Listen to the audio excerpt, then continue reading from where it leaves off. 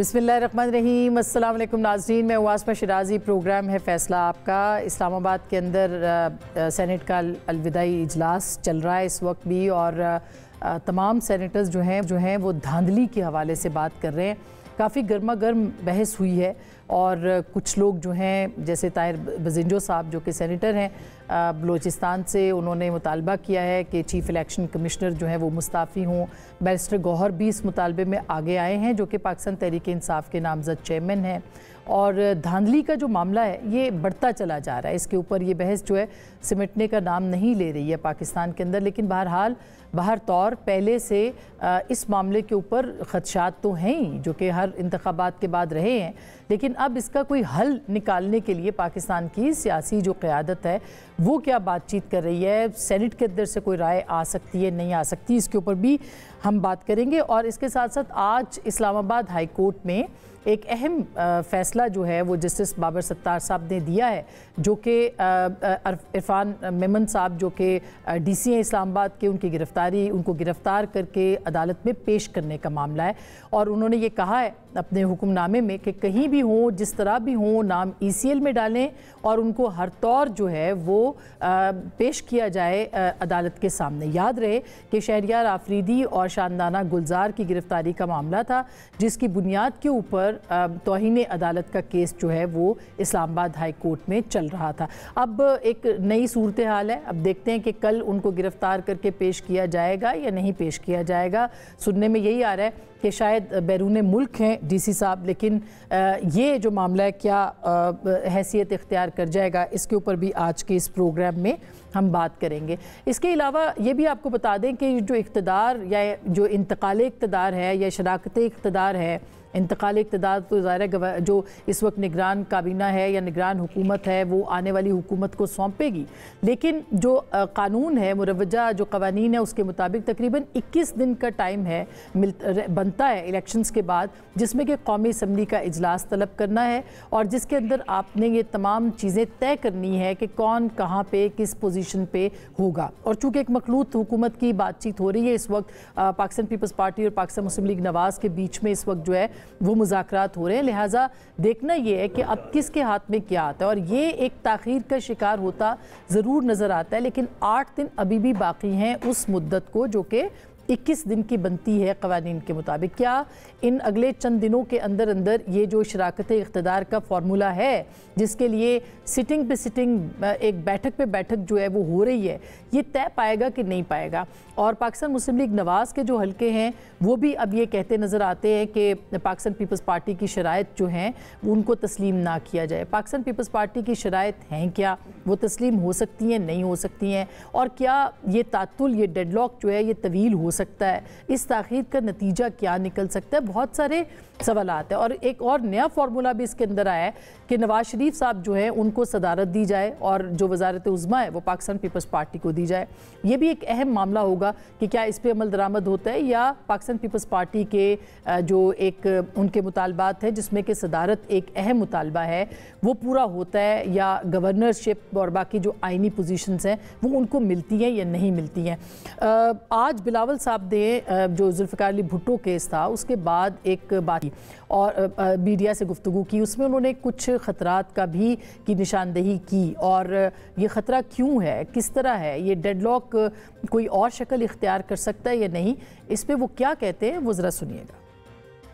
अगर मैंने मुस्लिम लीग को वोट देना है तो मैं अपने टर्म्स में मुस्लिम लीग को वोट दूंगा ना। ये जो डिले हुआ है ये जिस डायलॉग कमेटी की नॉन सीरियसनेस की वजह से है, और इस नॉन सीरियसनेस का नुकसान पाकिस्तान की जमहूरियत का हो रहा है। हम अपना मौकिफ पे कायम है, ना ही हम अपना मौकिफ तब्दील कर रहे। अगर किसी और ने अपने मौकिफ तब्दील करना है तो प्रोग्रेस हो सकता है। अगर कोई अपना मौकिफ तब्दील करने के लिए तैयार नहीं है तो मुझे फिर एक बहुत खतरनाक स्टेलमेट नजर आ रहा है। दूसरी जानिब पाकिस्तान तहरीक इंसाफ का जो नंबर्स गेम है वो भी काफ़ी दिलचस्प है। अब पाकिस्तान पीपल्स तहरीक इंसाफ जो है वो बाकायदा सुन्नी इत्तेहाद कौंसिल से अपना इल्हाक कर चुकी है। क्या ये दुरुस्त समझा जाए कि इस वक्त पाकिस्तान तहरीक इंसाफ पाकिस्तान की सबसे बड़ी मजहबी जमात है? पाकिस्तान तहरीक इंसाफ ने मजबूरी में ये घूंट भरा है, लेकिन इसका खमियाजा क्या निकल सकता है, इसके ऊपर भी बात करने की बहुत ज़रूरत है। 93 आज़ाद अरकान हैं, 84 के करीब जो है वो अपना हलफनामा दे चुके हैं, बाकी अभी तक क्यों नहीं दे पाए हैं पाकिस्तान तहरीक इंसाफ के हवाले से, इसके ऊपर भी हम बात करेंगे आज के इस प्रोग्राम में। हमारे साथ बहुत मौज़िल है, हमारे साथ जनाब ओन अब्बास बप्पी साहब हैं, सेनेटर पाकिस्तान तहरीक इंसाफ के, और आज इन्होंने अपनी तकरीर भी की जिसमें जो इनके साथ बीती है वो इन्होंने बताई, और वो रूंगटे खड़े करने के लिए काफ़ी है, काबिल मुज़म्मत है। बहुत शुक्रिया आप तशरीफ़ लाएँ। सेनेटर अफनानुल्लाह साहब पाकिस्तान मुस्लिम लीग नवाज़ के सीनियर रहनुमा हैं, सेनेटर हैं, बहुत शुक्रिया। जनाब मुस्तफ़ा नवाज़ खोखर साहब सेनेटर रहे हैं और सीनियर सियासतदान हैं इस वक्त, बहुत शुक्रिया आपकी तशरीफ़ आवरी का। हमारे साथ मौजूद हैं मोहतरमा पलविशा खान साहिबा, पाकिस्तान पीपल्स पार्टी की सेनेटर हैं और हमें स्काइप पे ज्वाइन करिए। बहुत बहुत शुक्रिया पलविशा, आप भी हमारे साथ हैं। सबसे पहले मुस्तफ़ा नवाज़ खोखर साहब, मैं आपसे आगाज़ करना चाहती हूँ, ये बताइएगा कि ये जो धांधली वाला मामला है, क्योंकि सेनेट के अंदर बात भी हो रही है, इसके ऊपर काफ़ी बहस भी हो रही है, ये धांधली वाला मामला किसी तौर किसी ऊंट या किसी करवट बैठेगा, या इसी तरह से हम कॉम्प्रोमाइज़ पोजीशन पे आ जाएंगे और फिर अगले इलेक्शन की तरफ बढ़ जाएंगे? अस्मा बहन, अगर हम माजी को मद्देनज़र रखें तो माजी में जितने इलेक्शंस के ऊपर सवालात उठते रहे, लोग सबूत लेकर सामने आते रहे, ट्रिब्यूनल्स में जाते रहे, अदालतों का दरवाज़ा खटखटाते रहे, तो असेंबलियों की मुद्दत पूरी होती रही, लेकिन ये मामलात हल ना हो पाए, ना इलेक्शन ट्रिब्यूनल्स में हल हो पाए और ना ही अदालतों से हल हो पाए।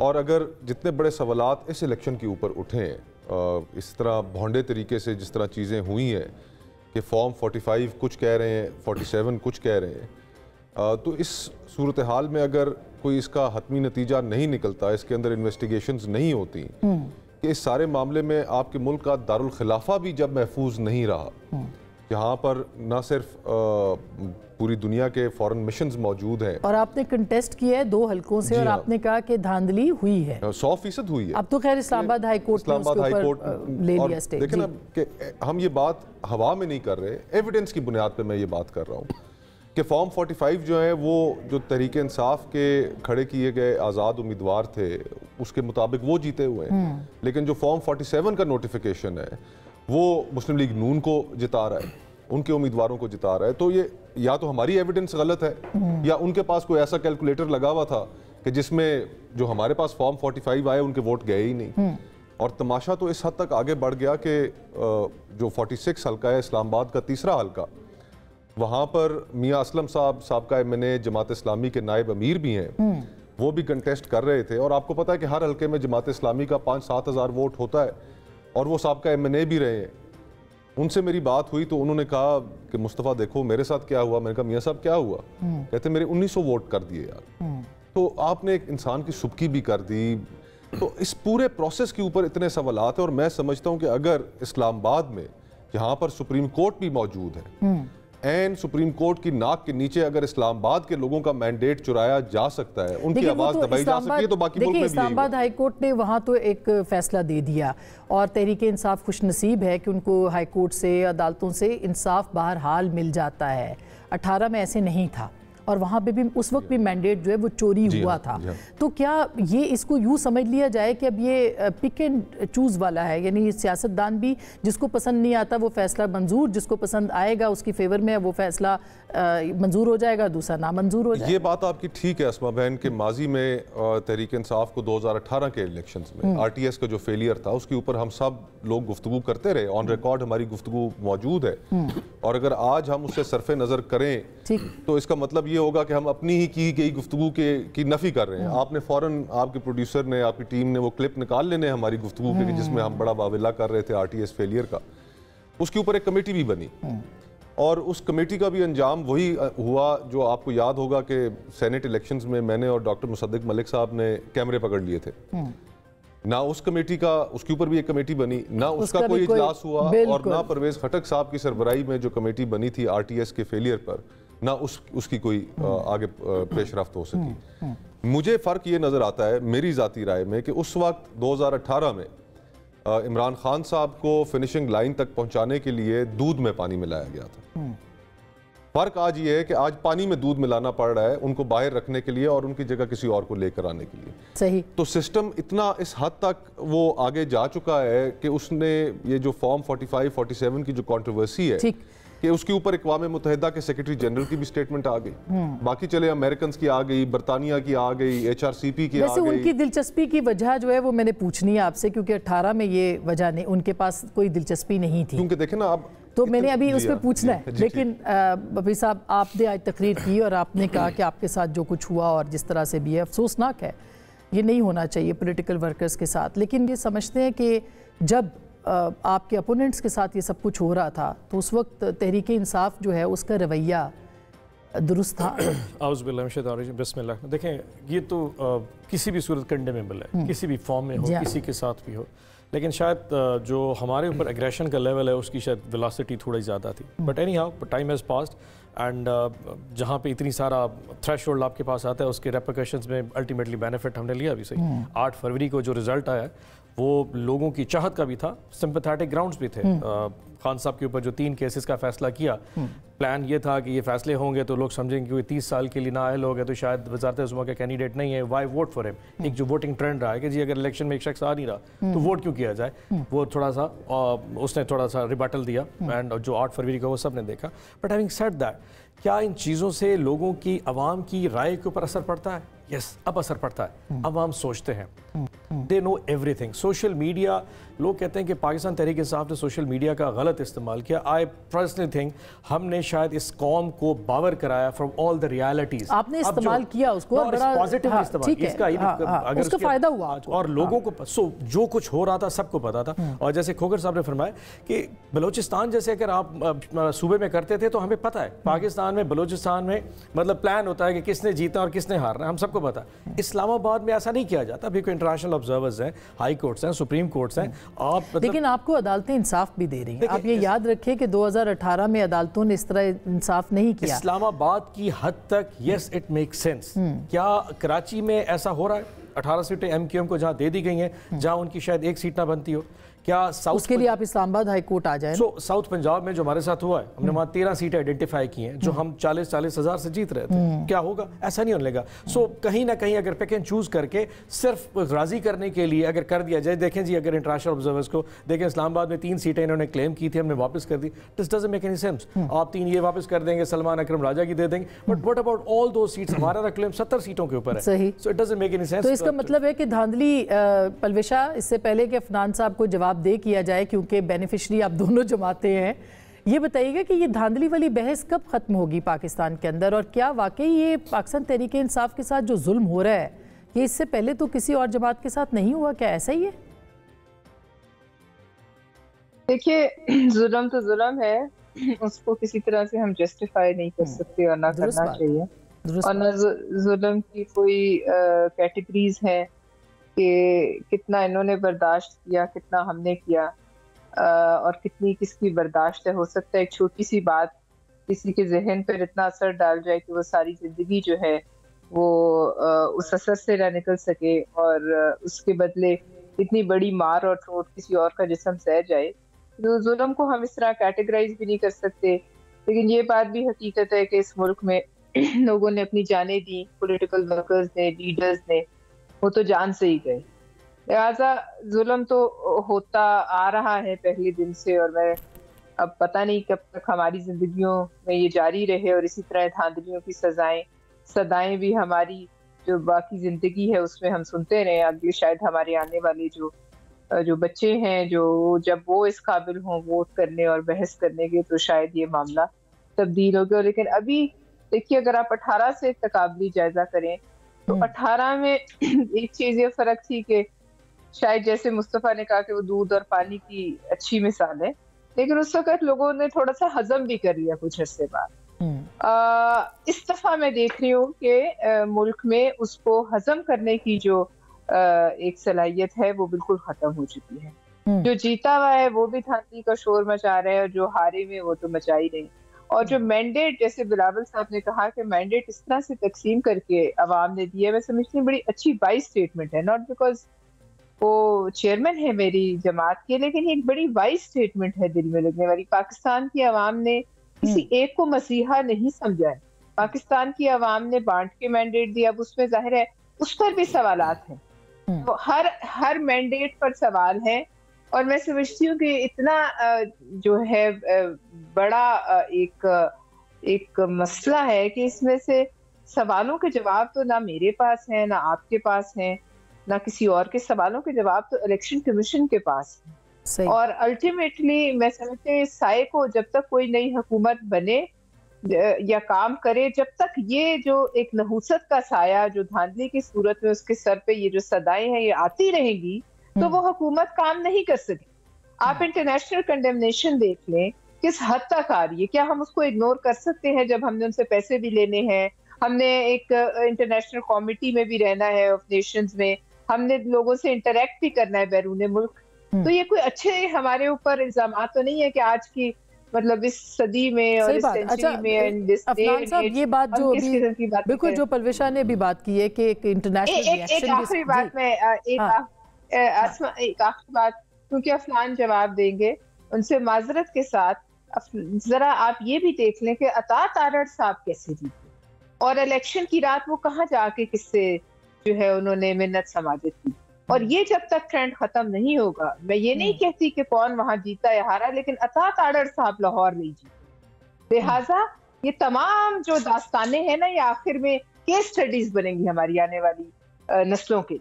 अच्छा सबूत तो आज वैसे बिलावल साहब सबूत की बात कर रहे थे, सबूत वहां पे भी उनको देने चाहिए 127 में भी, वो भी तो अभी तक आपने भी चैलेंज नहीं किया उसके अंदर पलविशा।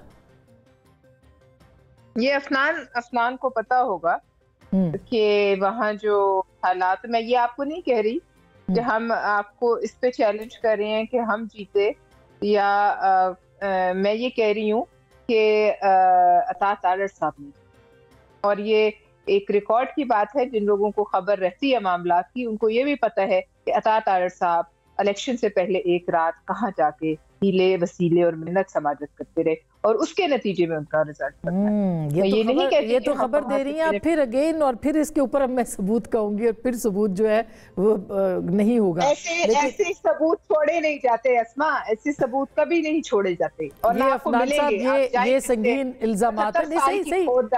सही बात है, वो तो 75 साल के फिर सबूत ढूंढने पड़ लगे तो फिर तो कुछ नहीं मिलेगा। एग्जैक्टली अफनान साहब, ये हीले बहाने मिन्नते तरले, पानी में दूध, दूध में पानी, मतलब क्या क्या नई नई वो तौज़ीहात आ गई है बल्कि। तो क्यों सर ये आपके लिए सब कुछ? जी बिस्मिल्लाह रहमान रहीम। देखें बात ये है कि पहली बात तो ये है कि मैं कंडेम करता हूँ जो कुछ सेनेटर ऑन के साथ हुआ, किसी के साथ नहीं होना चाहिए। और ये जो है मैं इनकी तकलीफ़ को समझ सकता हूँ, क्योंकि मैंने तो नहीं लेकिन मेरे वालिद साहब इससे बहुत लंबे अरसे तक गुजरे हैं। जी हाँ, बिल्कुल बिल्कुल।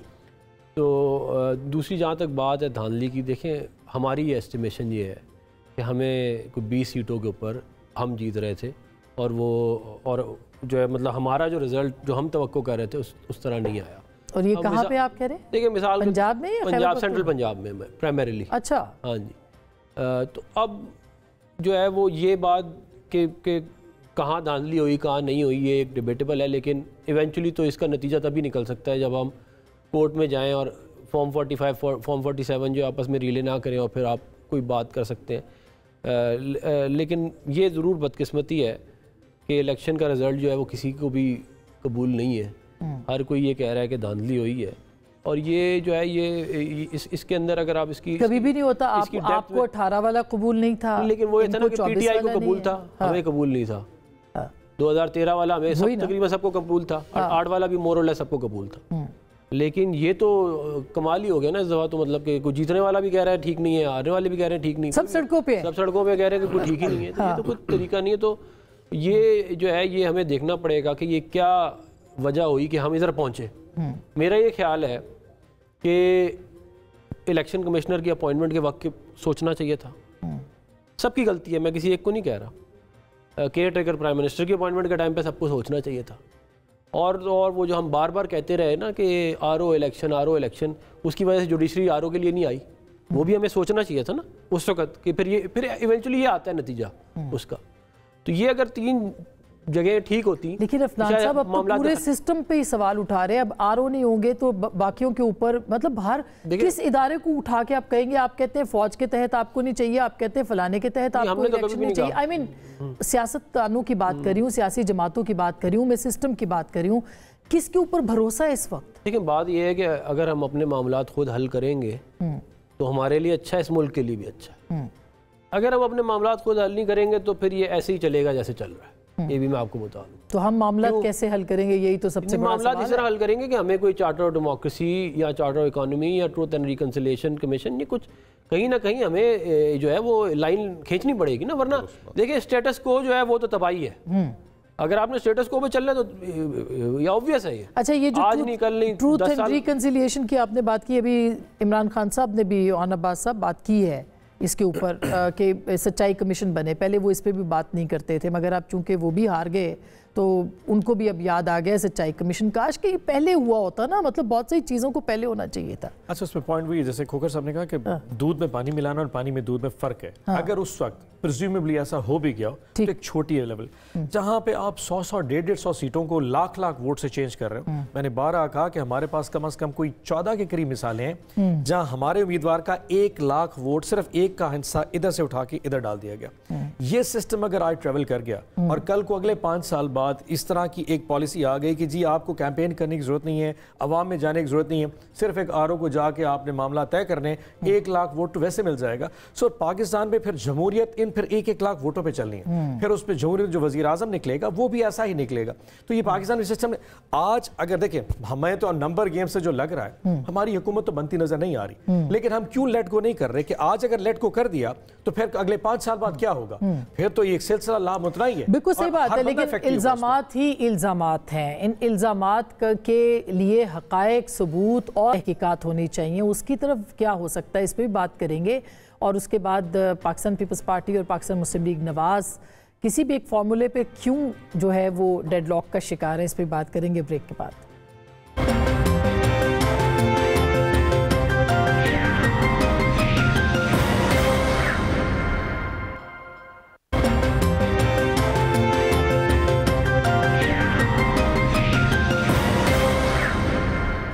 Welcome back. एक दफ़ा फिर आपको खुश आमदीद कहते हैं। पलविशा, अब हुकूमत साजी का मामला भी है, इल्ज़ामात भी हैं और एक आग का दरिया है और कूद के जाना है। क्या करेंगे, क्या होगा? देखिए, पहली बात क्या है, आग के दरिया से कूद तो सकते, डूब के जाना पड़ता है, इसमें तो बहुत मुश्किल है। हमें कूद के ही जाना पड़ेगा हमें। डूब तो सकते, डूब चुके हम, डूब तो रहे। देखिए इसमें हकीकत पे अगर हम बात करें, हकीकत पे मबनी बातें करें तो इस वक्त एक जाहिर है एक डेडलॉक की सी सिचुएशन है। और जो बिलावल साहब ने कहा वो हमारी जाहिर पार्टी पॉलिसी है स्टेटेड, और जो खदशात का इजहार उन्होंने किया, जिन खदशात का, वो खदशात जो हैं वो ऐसे नहीं है कि अफसानवी हैं, वो बहुत क्या कहना चाहिए, हकीकत पर मबनी है और वो किसी वक्त भी हो सकते हैं। और चूंकि ये एक ऐसा इलेक्शन है जिसमें कोई छाती ठोक के नहीं कह सकता कि ये एक फेयर इलेक्शन है, ये इस पर इतने सवालात हैं और ऐसा रिएक्शन है, यानी जीतने वाला कहता है मैं नहीं जीता और हारने वाला तो वैसे ही नाराज है। तो लिहाजा ये इलेक्शन किसी को भी सेटिस्फाई करने में नाकाम है। अब चूंकि हमारे चेयरमैन साहब ने बताया है कि नून की तरफ से, जाहिर है इनकी मुझे तो इल्म नहीं है कि आपस में किस बात पे डेडलॉक है, क्योंकि मैं कमेटी का हिस्सा नहीं हूँ और ये बातें जाहिर है खुल्लम खुला की भी नहीं जाती। लेकिन बहरहाल एक स्टेटेड पोजीशन है कि पीपल्स पार्टी वजारतें नहीं लेना चाहती, और उस पर जो भी अगर हम लोग किसी मतलब ढिटाई की वजह से हम लोग किसी स्टेलमेट का शिकार चंद दिन और रहे, तो फिर आपको पता है कि जो जिनको हम खदशे कह रहे हैं वो हकीकतें बन के सामने आ जाएगी। इसमें मुझे तो कोई डेडलॉक जो है वो किसी डेड एंड की तरफ भी ले जा सकता है, बंद गली में भी ले जा सकता है आपको, जहाँ कोई रास्ता ना हो। जी, बंद गली में ले जा सकता है, और फिर उस बंद गली से किसी के लिए भी निजात का कोई रास्ता नहीं। वो बंद गली जो है वो फिर अगले कई साल बंद ही रहेगी, उधर से कोई आप सुरंग खोद के निकलने का जो है वो सोच भी नहीं सकते। लिहाजा ये तमाम हकीकतें बिल्कुल जो है वो सच है, हक है। क्या ये बात दुरुस्त है कि पाकिस्तान पीपल्स पार्टी सदारत भी, गवर्नरशिप भी, आईनी ओहदे भी, पोजीशंस भी मांग रही है, कॉरपोरेशंस के चेयरमैन तक की, और इसके ऊपर पाकिस्तान मुस्लिम लीग नवाज जो है वो तस्लीम नहीं कर रही? देखिए ये तो खैर अजीब बात मुझे लगी, मैं उस कमेटी का हिस्सा नहीं हूँ, लेकिन जनरली जब आप हुकूमत में होते हैं तो आप एक बांट करते हैं, लेकिन चूंकि आप कैबिनेट से पाकिस्तान पीपल्स पार्टी पीछे हट गई तो आईनी ओहदों के लिए तो जो भी होगी जमात इन द हाउस वो तो कम्पीट करती है, चाहे वो जीते या हारे। मुशर्रफ के दौर में भी हमारे लोग जीतते थे, वो लड़ते थे प्राइम मिनिस्टर का। ये भी जो भी हारना भी सामने लिखा हो शिकस्त, तो वो तो हम लड़ेंगे, वो तो एक अलग बात है। आपको याद होगा कि पिछले सेनेट के इलेक्शन में किस तरीके से जो है गिलानी साहब वो जो है आ गए, जीत गए बातचीत। मैंने तो ये लिहाजा तो होगी, लेकिन हम काबीना में नहीं आ रहे, इसलिए जो कोई बंदर बांट है तो मेरे ख्याल में उस बंदर बांट का ज्यादा काबीना की हिर्स होती है लोगों को। अच्छा, और ये अफनान साहब जो पलविशा बात कर रही हैं, आप चाहते हैं कि वो काबीना में भी आए, सारा मलबा भी आपके साथ समेटें, जबकि पीपल्स पार्टी अवॉइड कर रही है। क्या आपको नहीं लगता कि एक जेन्युइन अपोजिशन की जगह जो कि मौजूद है, वैक्यूम, वो फिल पीपल्स पार्टी कर सकती है बनिस्बत दूसरी जमातों के? तो क्यों मजबूर किया जा रहा है कि आप काबीना में आए? देखिए, हमारा ये ख्याल है कि पाकिस्तान इस वक्त बहुत मुश्किल हालात में है और अगले 1-1.5 साल बड़े मुश्किल डिसीजन लेने पड़ेंगे, जिसकी बड़े सवेयर इम्प्लिकेशंस आएंगे। तो वो हर दफ़ा हमारी ज़िम्मेदारी नहीं है मुल्क को मुश्किल से निकालने की या डिफ़ॉल्ट से बचाने की, सबकी ज़िम्मेदारी है। जितना हमारा हिस्सा है उतना हम अपना डालने के लिए तैयार हैं कि हमारी 80 सीटें हम 80 के हिसाब से लेकिन ये कि खाली PML नहीं करे और जो बाकी जमातें हैं वो उसमें कैबिनेट में ना आए, ताकि वो कह सकें कि जी हमारा तो इसमें कोई कसूर ही नहीं है, वो हमारे लिए एक्सेप्टेबल नहीं है ये वाली बात। क्योंकि सबको तो जो ऐसा भी हो सकता है कि PMLN कहे कि हमने नहीं वजारतें उस्मा लेनी, ये सुनने में आ रहा है कि आप क्या? बिल्कुल हो सकता है। अच्छा, और मेरा ये ख्याल है कि देखें, ये नहीं हो सकता कि हम अभी IMF प्रोग्राम, हम हुकूमत लें, IMF प्रोग्राम में जाएं, हम मुल्क को स्टेबल करें, अब मुल्क की इकॉनमी ठीक हो, इन्फ्लेशन नीचे आए और साथ ही जो है वो हुकूमत जो है वो गिरा दी जाए। क्योंकि ये हुकूमत जो है ये एक फ़ोन कॉल की मार तो है। ये गारंटी आप किस से ले रहे हैं? ये गारंटी तो हमें कोई भी नहीं दे सकता इस मुल्क में।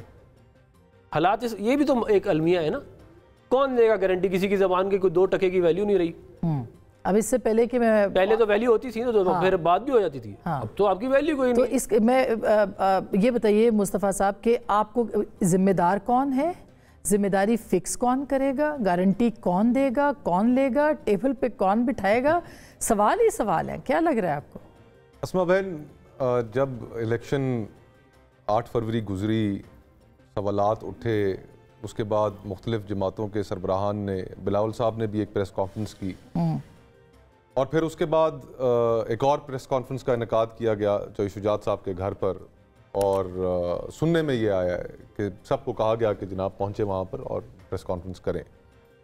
तो जैसे पर्ची आएगी उसी तरीके से सारा कुछ हो जाएगा। लेकिन सवाल ये है कि आज जो सियासी जमातें हैं समझती हैं कि अगर उन्होंने इस पर्ची के इंस्ट्रक्शंस के ऊपर अमल किया तो उसकी एक कीमत अदा करनी पड़ेगी। वजारत उस्मा इस वक्त कांटों का एक ताज है। मार्च के अंदर IMF की फैसिलिटी एक्सपायर हो रही है।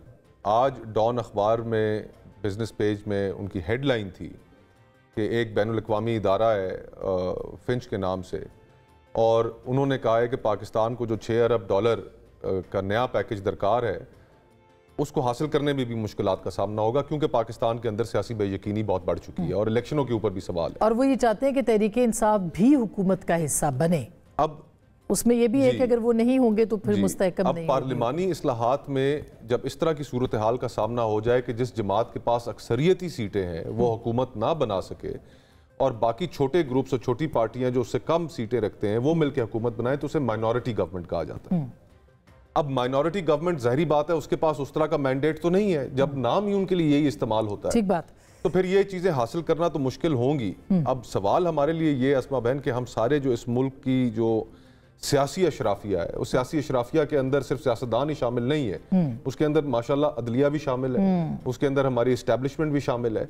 हमने मुल्क को ऐसी नहज पे पहुंचा दिया है कि आज 76 सालों के इस सफ़र के बाद लोग ये सवाल पूछने पे मजबूर हैं कि ये पाकिस्तानी होने के मायने क्या हैं? क्या हमारी ज़िंदगी इसी तरह गुजरेगी कि हमें महंगाई का सामना करना पड़ेगा, हम गैस और बिजली के अपने बिल ना अदा कर सकें, बच्चों की स्कूल की फीसें ना अदा कर सकें, अपने घर का किचन का खर्च ना चला सकें, मुल्क में निज़ाम इंसाफ ठीक ना हो, यहाँ पे खुशहाली अवाम में ना हो, हम दुनिया भर में पैसे मांगते फिरें, मुल्क डिफॉल्ट का खतरा हो। एक ऐसा और उसमें तहरीक इंसाफ जो है वो तो अब शामिल नहीं हो सकती। जो अभी बात कर रहे हैं मुस्तफ़ा, ये तो एक बहुत ही संजीदा सवाल है।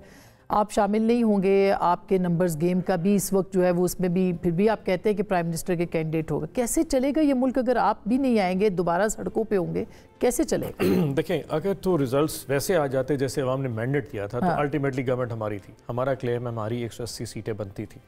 अब क्योंकि हमें वो ट्रिमिंग करने के बाद 93 पे खड़ा कर दिया, तो अल्टीमेटली सिंगली हम गवर्नमेंट बना नहीं सकते। इशू ये है कि हमने जो मैंडेट हासिल किया अवाम से, उसमें जो नैरेटिव है वो प्योरली इन तमाम पॉलिटिकल पार्टीज़ के अगेंस्ट है, जिसमें MQM पीपल्स पार्टी, नून लीग शामिल है। और खान साहब और तहरीक इंसाफ का खासा है कि इस तरह का प्रिंसिपल्स पे कॉम्प्रोमाइज़ करना कि आप लोगों को कहें कि आप हमें वोट दें क्योंकि हम इन तमाम पॉलिटिकल सिस्टम के खिलाफ हैं, और once you are in the power, यानी पोस्ट 8 फरवरी आप कहें जी अब भी क्योंकि नंबर गेम कम है, हम हुकूमत बनाने जा रहे हैं, हमें पीपल्स पार्टी या नून लीग की हिमायत चाहिए, तो अल्टीमेट दिस वोंट वर्क। लोग भूलते नहीं हैं, तो ये हम यू टर्न ले नहीं चाहेंगे साहब। अब इशू ये है कि हम लीगली तौर पे गवर्नमेंट बना सकते हैं, लेकिन अब बना नहीं पा रहे।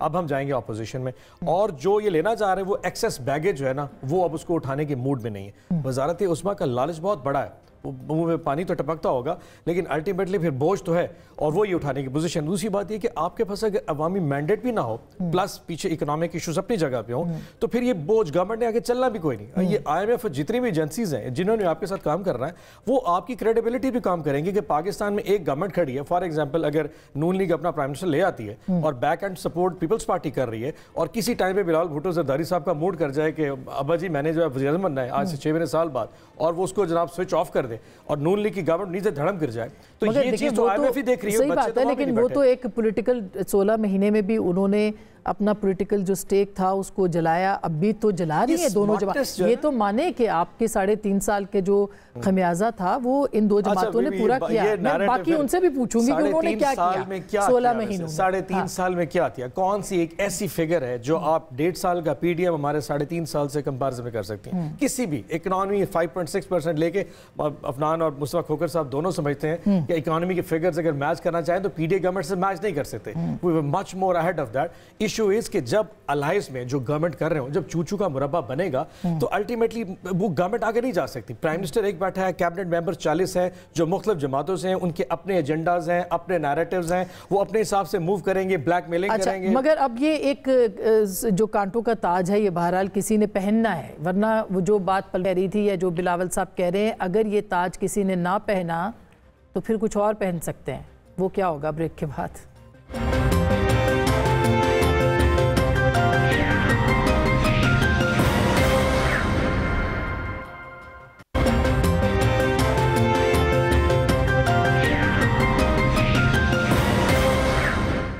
Welcome back. एक दफ़ा फिर आपको खुश आमदीद कहते हैं। अफनान साहब, अब जाहिर है कि एक ऐसी जगह पे हम पहुंच चुके हैं जहां पे किसी एक को पीछे हटना है, और बिलावल साहब ने कहा कि ज़िम्मेदारी जो है वो PMLN की होगी अगर कोई स्टेलमेट होता है या आगे बढ़ता है। तो आपको लगता है कि आपकी ज़िम्मेदारी है?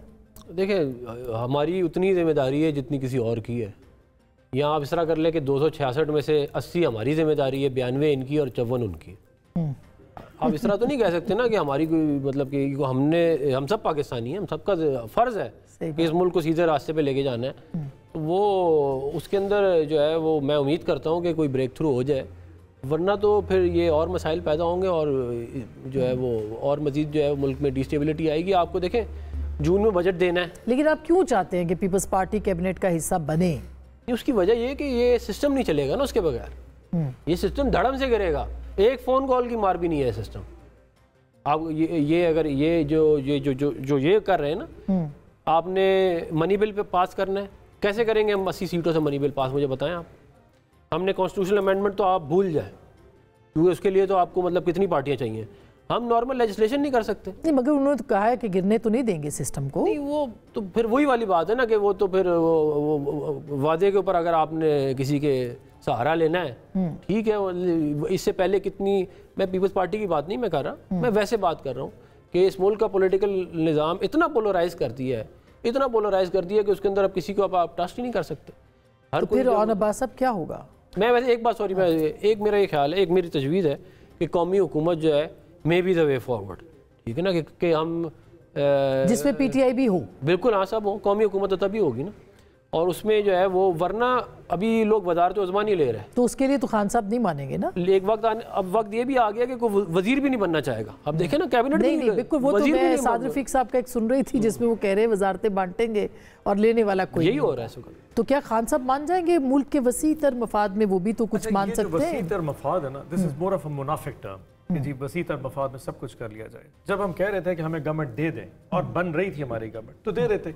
नंबर्स को ऊपर नीचे करके ट्रिमिंग करने के बाद जो अब इस वक्त प्रेजेंट सूरत हाल है, ये हमारा तो इसमें गलती कोई नहीं। आपको तो शहबाज शरीफ और बिलावल साहब दोनों ने कहा कि आप हुकूमत बनाएं। देखिए, मगर आपका तो दूसरा मसला भी चल रहा था। 92 के साथ हमारा क्या ना, हमें तो रिजर्व सीट क्लेम करने के लिए सुन्नी इत्तेहाद काउंसिल ज्वाइन करनी पड़ेगी ताकि वो 20-25 क्लेम में, हमारे पास तो 110-15 जो सीटें वाई सुन्नी इत्तेहाद, सॉरी मैं उस पे जा रही हूँ, वाई सुन्नी इत्तेहाद, बाकी भी तो थी, MWM भी, दोनों अलाइज थे हमारे, उनको चले छोड़ दे कोई, मतलब अब ये इतराज हो रहा है कि आप एक मजहबी जमात हैं इस वक्त। आपको शायद याद हो कि MWM और सुन्नी इत्तेहाद काउंसिल दोनों पिछले 5 साल से हमारे अलाइज हैं। 2018 के इलेक्शन में भी हमने इकट्ठे इलेक्शन लड़ा था, इस दफा 2024 में भी हम इकट्ठे इलेक्शन लड़ा, सीट एडजस्टमेंट हुई है। हमने कई सीटें उनको दी हैं, पंजाब में 6 सीटें उनको दी थी, सुन्नी इत्तेहाद काउंसिल हमसे 4 सीटें ली हैं, तो हम इकट्ठे मिलकर, तो एक इलेक्शन अलायंस के तौर इकट्ठे आ रहे हैं, तो हमारे पास बन सकता है कि इन दोनों से एक चॉइस लेनी थी, पर अल्टीमेटली पॉइंट क्या था, एक स्ट्रांग ऑपोजिशन। तो हम मेंटली तौर पे तैयार है कि हम ऑपोजिशन में इन हालात में जाएंगे। ये तो सड़कों की ऑपोजिशन है बाय द वे, जो आप कीपिंग इन माइंड के जो हमारा मैंडेट चोरी किया गया है, हम वो आवाज आपने सेनेट में देखा कल जो हमने किया, आज जो तकरीरें हुई हैं सेनेट में रिगिंग के हवाले से, we will not let it go, because ये अल्टीमेटली कोई हमारी वॉर गेम तो बिल्कुल, ये तो पलवेशा ये तो फिर आपने सुना सेंटर ऑन अब्बास कह रहे हैं कि हम तो इसको जाने नहीं देंगे, तो फिर मामला सड़कों पे ही होगा, फिर आपकी इकोनॉमिक जो कंडीशन है वो ठीक नहीं होगी, ऊपर से आप दोनों हुकूमत नहीं बनाना चाहते, तो होगा क्या? देखिए, इतनी धांधली की एपेटाइट जो है वो किसी में नहीं है, मैं तो ऐसे समझती हूँ। और दूसरी बात ये भी मुझे अफसोसनाक बात है कि हम अभी भी जो बातें करते हैं, फिच ने कहा, सलाना इदारे ने कहा, अमेरिका ने कहा, यूनाइटेड नेशंस के सेक्रेटरी जनरल ने कहा, बरतानिया, भाई जो लोग जिन्होंने यहाँ रहना है, भुगतना है, ये सब कुछ जो होना है, उन्होंने क्या कहा, उस पर हमें सबसे ज्यादा जो है परेशानी होनी चाहिए। जो लोग कह रहे हैं, ये तो इदारे जो हैं ये आएंगे, ये हम पे अपनी IMF अपनी लागू करेगी सख्त तरीन शराइत। देखिए अभी क्या हुआ है कि आपकी फार्मास्यूटिकल कंपनीज को आजाद छोड़ दिया गया है, वो जैसे मर्जी प्राइस अपनी जो है वो प्राइसिंग करे ड्रग्स की।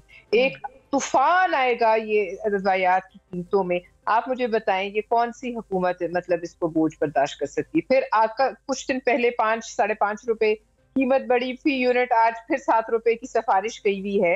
मतलब हमें सोचना पड़ेगा कि लोग कहाँ से दें ना, हम किस पे बोझ डाल रहे हैं जिसकी कुव्वत खरीद में 1 रुपए का इजाफा नहीं, वो कहाँ से दे?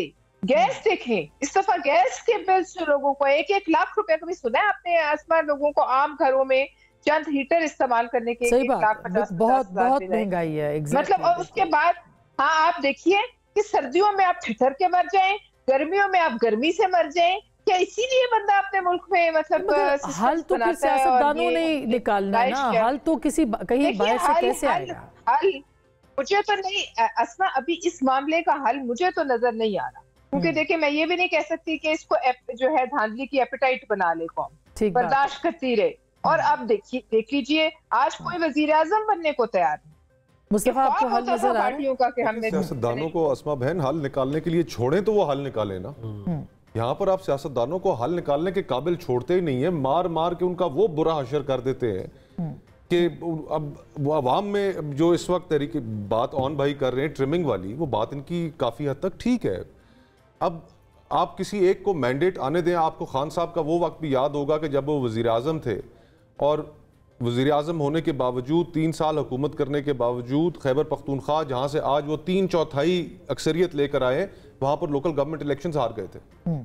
आप लोगों को हुकूमत करने दें, उसके नतीजे में लोगों को फैसला करने दें। आज जो इन्हें मैंडेट मिला है आप उस मैंडेट का एहतराम करें, सरे तस्लीम खम करें, हुकूमत इनके हवाले करें, ये चला सके ना चला सके, 5 साल बाद लोगों ने इनका मुहासबा करना। नहीं, मगर पीपल्स पार्टी ने इनको कहा कि आप हमारे साथ मिलकर बनाए हुकूमत, ये ऑन द रिकॉर्ड है। अस्मा बहन, अब उनके इस मौकफ के अंदर वजन तो है ना कि जी कि हमारी तो इतनी सीटें बन रही थी और आपने हमें काट फीट करके तो हमें 92 पे पहुंचा दिया, तो हम क्यों बनाए हुकूमत? तो उनका मौकफ उसमें भी वजन है। अब बाकी जब ये तय कर लिया गया था कि इनको हुकूमत इनमें नहीं आने देना, सारे बल्ले का निशान ले लिया, जो चीज़ कर सकते थे किया, इलेक्शन के दिन मोबाइल फ़ोन नेटवर्क्स बंद कर दिए, आखिरी वो हरबा ये था कि क्योंकि सोशल मीडिया प्रेजेंस इनकी जरा ज्यादा है, कनेक्टिविटी टूटेगी तो शायद लोग बाहर जरा नहीं बहुत, और फेक प्रोपेगेंडा भी बहुत ज्यादा है, ये भी आपको मानना पड़ेगा। ये ऑन अब्बास साहब से अलग से सवाल बनता है, मगर वो तो बिल्कुल, इसमें तो कोई शक नहीं है अस्मा बहन कि हर जमात ने अपनी ट्रोल ब्रिगेड रखी हुई है और वो जो इनके नुक्ता नजर से एग्री ना करे उनके ऊपर हमला हो जाता है, उनके ऊपर सोशल मीडिया के ऊपर बड़ी बातें की जाती हैं। इसमें अस्मा बहन आपके ऊपर जो और ऑन भाई यहाँ पर बैठे, जो इनकी जमात की जानिब से आप और दीगर, और जो आज नून की जानिब से किया जा रहा है हामिद मीर साहब और दीगर लोगों के खिलाफ, तो हमें सियासत के अंदर बर्दाश्त का रवैया भी पैदा करना। बिल्कुल बिल्कुल, तो वो खैर, लेकिन अब ये एक जो सोशल मीडिया और मीडिया है ना, इसके ऊपर भी और मीडिया की जिम्मेदारियों के ऊपर एक अलग से बहस बनती है। उसके लिए मेरे ख्याल है सियासतदानों, लेकिन मेरे ख्याल से अस्मा बहन सिर्फ बड़ा क्विकली मैं कहूंगा कि एस्टैब्लिशमेंट को हमारी बैक सीट लेनी पड़ेगी। दुरुस्त बात है, सियासतदानों को मेरे ख्याल है वो ले भी चुके हैं, लेकिन ले चुके थे 9 मई के बाद जो सूरत-ए-हाल बनी है। हाँ बिल्कुल, वो सही बात है, आज तक तो नहीं नजर आ रहा। ये इस पे हम बहस करेंगे, टाइम खत्म हो गया। बहुत बहुत शुक्रिया, थैंक यू सो मच। ये वो वक्त है जिसमें वाकई मुल्क नाजुक मोड़ पर खड़ा है, बल्कि अब नाजुक मोड़ जो है वो मुल्क में आ चुका है और पाकिस्तान की सियासी जमातों के साथ साथ तमाम इदारों को भी बैठना पड़ेगा, बात करना पड़ेगी। गुफ्तगू आपने सुनी, फैसला आपका।